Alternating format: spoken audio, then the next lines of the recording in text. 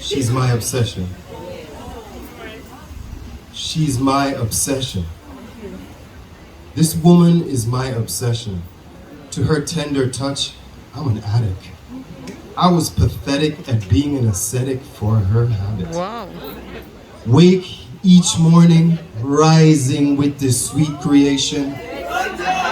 Dreaming of her so many moments, one on one.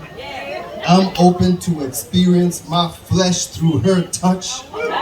This woman is my obsession, and for all their penitence and religion, they can't change my mind. She's my kind. Wow. Let's come together, mix fine bruised, green salad, ital, vital stew. Woman, I want to get next to you. This woman is my obsession.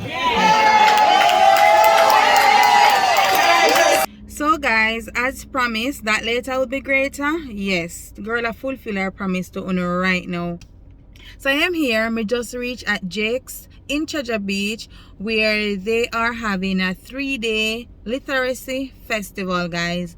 To be honest, I don't know much about this festival, but it's something to do with reading and arts and all of that.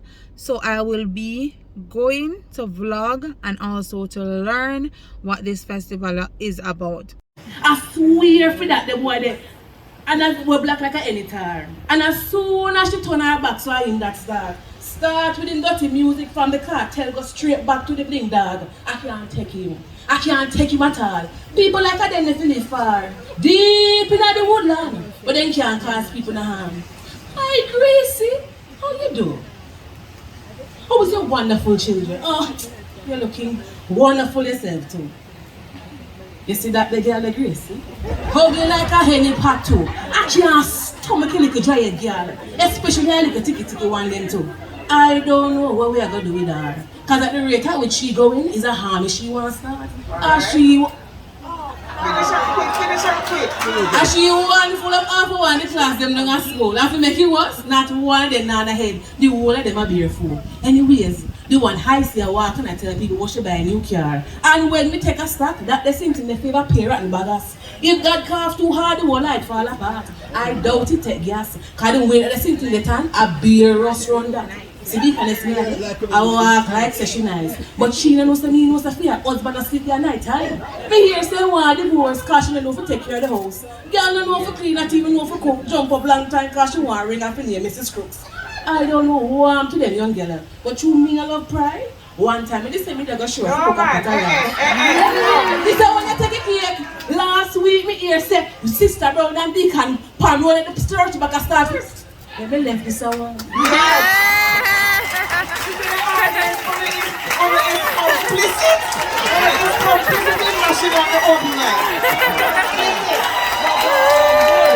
Telling about this vice principal. What is this? Vice president, vice president, telling about this retired thing. You're a writer. Oh God. Oh my, that's my sister, my baby sister. She came from New York just to take me to Calabash. I'm not wasting time, I have to say hi. This is about words of the hero, the king. It's my tribute to the Honorable Robert Nestor Bob Marley. I say, forgive me one cup of coffee. Let me simmer down and control my temper. Since we don't want no trouble, no revolution, no war, we could have caused an exodus, a movement of the people. So as a natural mystic move through the air, me hear 3 little birds by my doorstep singing, this is my message to you. Of a redemption song talking about old pirates who rob I and cause so much trouble in the world. If it wasn't for the Rastaman vibration pulling I and I to Zimbabwe, if nothing ever dub it in a Zimbabwe, easy skanking and coming from the cold. Natty Dread couldn't lively up himself and satisfy his soul on a misty morning when no sun is shining and the heathen back there on the wall in the concrete jungle where I shot the sheriff. But please don't blame I for no deputy, cause time will tell. So as I and I maintain the positive vibrations of rebel music, we have to get up, stand up for our rights. We gotta get up, stand up. Don't give up the fight, just keep on singing. One love, one heart, Let's get together and feel all right.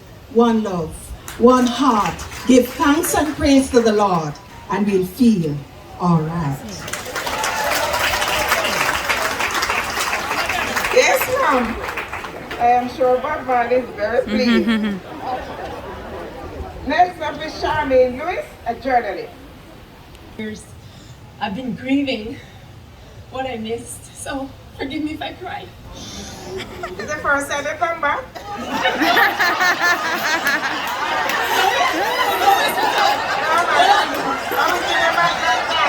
waste my time. You're joking my times. I'm not taking that over the time. Ready? I'm not taking this now from the time either. The time starting now. Okay. This one is called "Where I Am From," and it's a George Ella poem, Ella Lyon poem, and it has a particular format. So here goes. I am from carbolic cake soap, from Dettol and bully beef. I am from bush tea and ground provisions, yams and bananas boiled, salted cod roasted on pimento tree bark. I am from the house on the hill, polished wood floors and red concrete verandas made slippery from tympanic rains falling off corrugated tin roofs. I am from a rainbow of lush tropical blooms, dahlias, May lilies, giant floral afros scenting the winds, my mother lost among them. I am from women whose hands sewed and reaped and filled bellies with little made enough, who fixed plate for men who turned up late, smelling of the unforgivable. I am from Vashti and Caleb and Kersey and Violet, names biblical, recycled or made up through time to fill the gaps of memories lost in that journey. I am from Aunt Lena, who baked yellow cakes on Saturdays and let us lick the bowls, and from Aunt Daisy, whose gnarled brown fingers coaxed from the ancient organ sounds as off-key as the white-hatted ladies in the choir.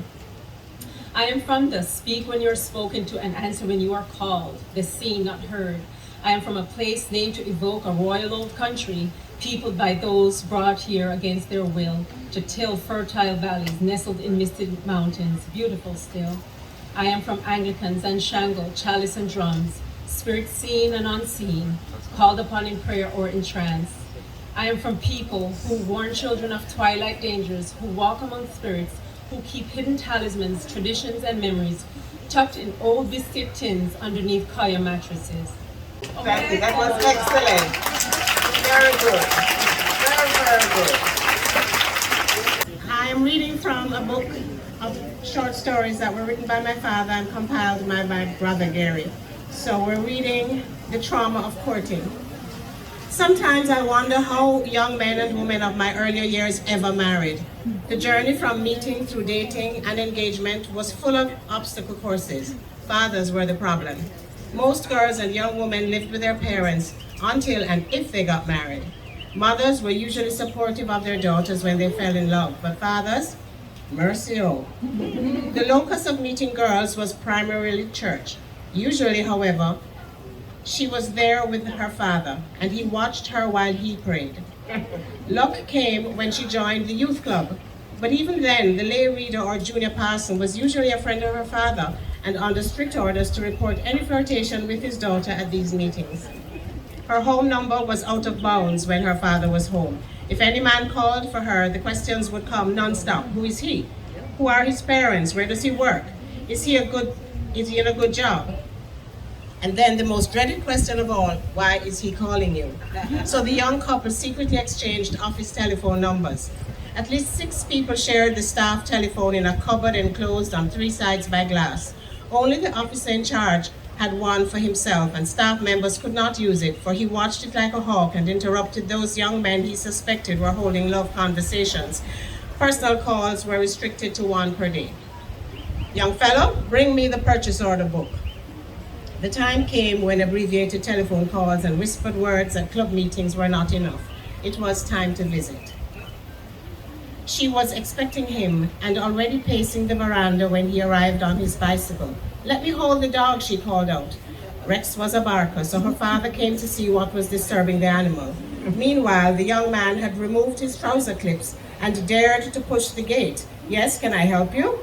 It's okay, Daddy, he's a friend, she said as she led him up the walkway to the veranda. She introduced them at the foot of the steps. This is Headley, Daddy. Hello, Teddy. No, Daddy, it's Headley. They sat on separate veranda chairs, Father walked to the gate ostensibly to make sure Teddy, Headley, or whatever his damn name was, had closed it properly. Being a moonlit night and bright, he walked through his garden, picking a yellowing leaf from one plant and reaching to squeeze mangoes hanging from branches to see if they were ripe, even though he had done so earlier in the evening. Joining the couple on the veranda, he began his grilling. So Stanley, Headley Daddy, oh yes, Headley. He was a pipe smoker, so he took his sweet time to pack the light and light it before continuing. So, how old are you, Stanley? 20, sir. What school did you attend? Excelsior, sir. What examinations did you pass? High school, sir. Will you be going to university? Yes, sir. Either Howard or McGill. Ah, to study what? Medicine, sir. Medicine? Isn't that a 7-year course? That last question was for his daughter to realize she was just a waiting station in his life. For anything like marriage, she would have to wait a long time. Before leaving for university, he had many names: Hurdley, Sedley, Matthew, Maurice, Harry, and Stanley. By the time he returned as a doctor, she was married with 3 sons. Their names were Hurdley, Harry, and Henry. Excellent. Available on Amazon.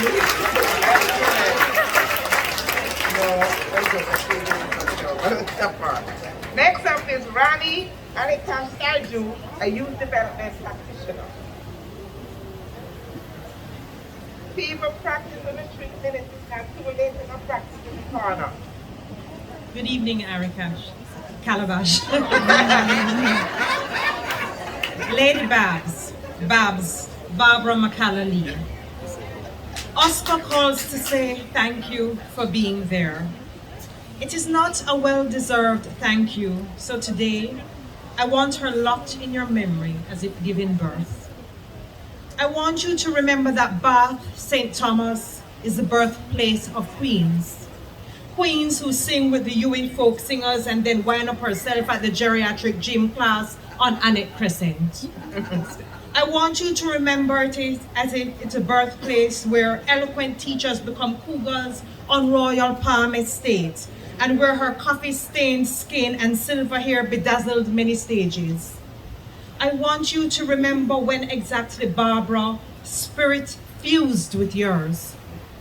Was it a class where her command of the English language memorized you while she taught?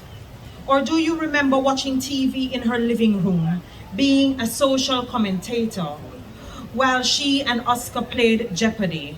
They had all the answers. Or do you remember her witty remarks about US politics? Do you remember her stories about Ozzy, Miss Ritinella, Mama, Papa, her travels with Al, her naughtiness with Yvonne, or pride about Abidemi? Do you remember practicing lines with her from maybe her next Basil Dawkins play, where you and her would both say, "That sound better," and you, despite not knowing a damn thing about writing plays, agree? Do you remember planning rehearsals and talking about tweeting each other on Twitter? But Barbara telling us says she a no bird and she not tweet nobody. What memory do you have of this friend, this sister, this teacher, this lawyer, this actress, this singer, this dancer, this Jamaican soldier? What lessons fell from her tongue, pierced your heart, and made you do the thing you always wanted to do? Did she make you write your poem? I remember her with my children having ice cream, chatting about life with 2 babies. They loved her, and they knew she loved them. And I know that's what many of us remember. Today, remember, an impromptu poem about Barbara McCallally was read. Calabash 2023 has been stained with her presence. Judith, I pray I served you well. Thank you.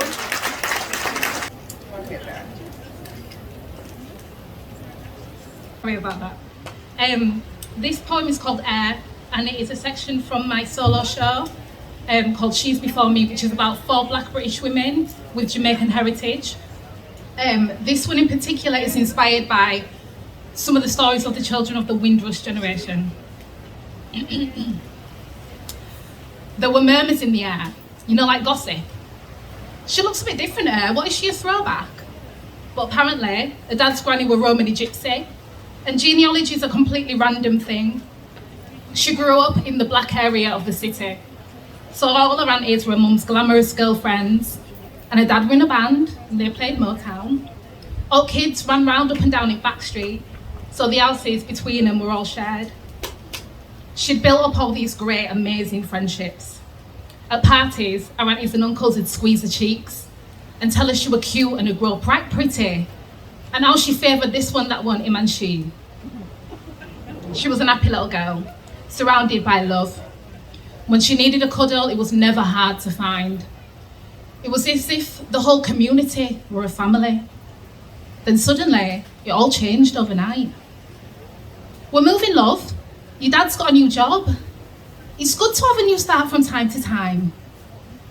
A complete upheaval to a whole new city, and now everyone around her were white, like her. As you grow older, childhood memories, they fade. And it's easy to adjust into it when you're young, and she did. She settled down quite quickly, but there was always a little niggle, something she felt she'd lost. Fast forward years, this little girl's now 50, and childhood feels like a million years ago. Mum and dad are gone, kids are grown up too. For her birthday, her brother bought her a DNA kit, Ancestry.com at 23andMe. It tells you if you've got any predispositions, or any long lost family. Bit strange, she thought, what the hell's he got me this for?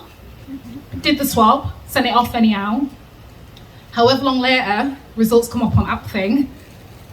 Turns out she's only half related to her siblings. A load of cousins in a place that sounds familiar, dotted around in the streets where she's grown up. Took a while to digest this information. Sent a message, hiya, we're related, not sure how. Oh my God, it's you. We've been longing for this call. We heard the rumours, but we didn't know if they were true. You see, I think you're one of our long lost cousins, but we never thought we'd find you. How are you? Come over Sunday for dinner, we've been waiting, and there's someone else that we think that you should meet. She were in utter shock. She couldn't bloody believe it. Long lost cousins, bloody hell, Mum, what you been up to? 40 years she's not set foot back in that neighbourhood, and now she's off there for dinner. Okay. She knocked on the door. Now. Stop. You have to stop. Please, next person. No, it can't work otherwise. Just one here afterwards and after to finish reading it. Stop is Prince Bradford, a farmer and writer. Where is Prince Bradford? If Prince Bradford is not here by there, you can come up back and finish up. Where is Prince Bradford? Okay. Go on quick. Prince Bradford is out of the line.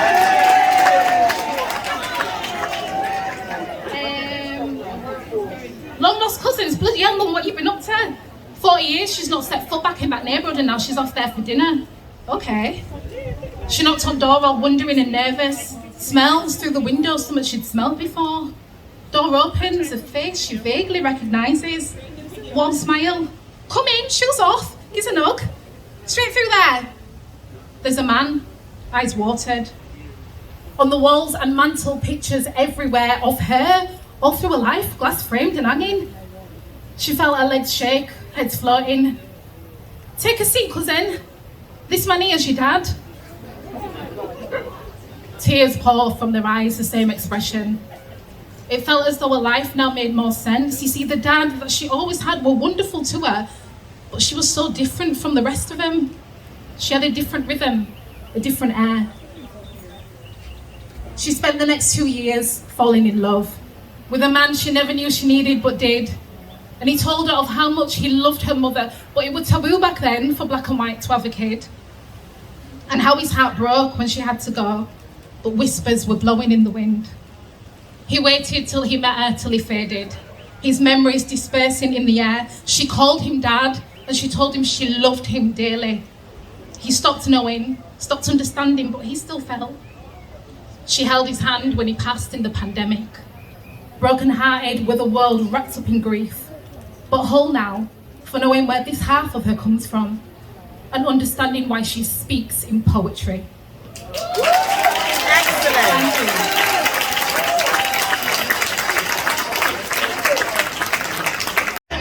So guys, my camera is dying right now, so I'm gonna close this video here, but I am going to continue in another part. So this video will have 2 or 3 parts to it. So it's gonna be part 1, part 2, part 3. Alright guys, so stay tuned. Thanks for watching. Remember to like, share and subscribe.